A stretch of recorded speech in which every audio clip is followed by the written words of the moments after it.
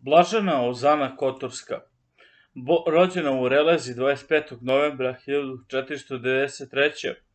a upokojila se u Kotoru 27. aprila 1565. Južnoslovenska rimokatolička svetica.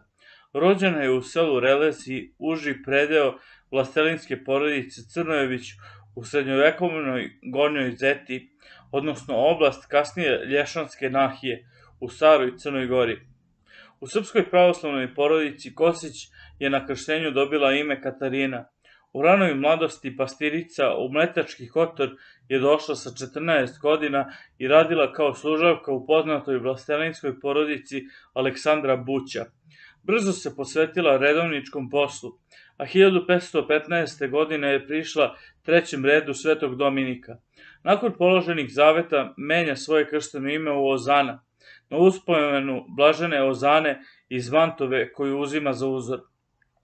Nastanila se u ćeliji blizu crkve Svetog Pavla, u Kotoru i uz nju osnovala samostan dominikanskih trećeretkinja.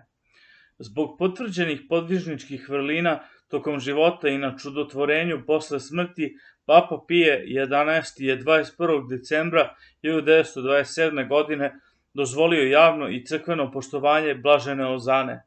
Time je nekadašnja crnogorska pastirica, kotorska služavka i dominikanska trećoretkinja postala prva katolička južnoslovenska svetica.